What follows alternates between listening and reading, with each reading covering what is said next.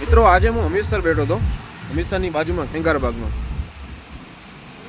આ ભાઈ મને આયા, મને કે તો ગુટકા ના ખાતો. મેં કીધું રીઝન શું ગુટકા ના ખાય એનું? મને એને એક વાત કરી કે હું પણ ગુટકા ખાતો, મેચું રમતો, મારા સારા સારા શોખ હતા. ગુટકા ખાઈ ખાઈને કે મારી જે હાલત થઈ છે ને, કેન્સરની બીમારી થઈ. મને પહેલાંના ફોટા બતાવ્યા એમને આ ભાઈએ.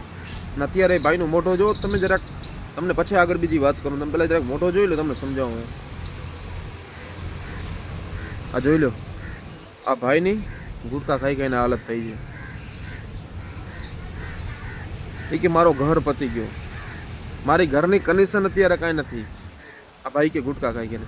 તો હું તો એટલો કહેવા માંગુ છું કે આપણે, હું પોતે એક દિવસની 10 વાળી વિમલ 30 ખાઉં છું. એક દિવસની 30 વિમલ, એક દિવસ વિમલ વગર નથી રહી શકતો હું. એક દિવસ વિમલ વગર નથી રહી શકતો. આ લગાડી લો તમે, એક દિવસ નથી રહી શકતો વિમલ વગર.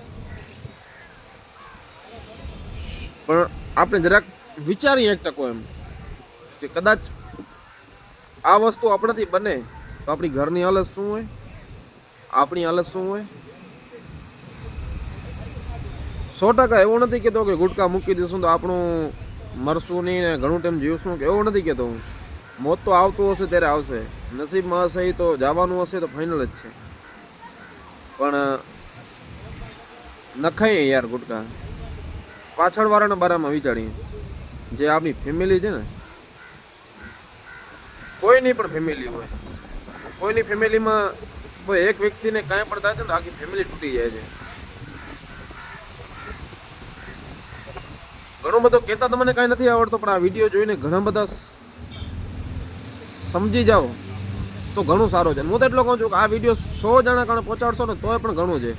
100 માંથી 5 જણાને તો લાઈટ થશે, 5ની 1 જણો તો સમજશે કે હું ગુટકા મૂકી દઉં.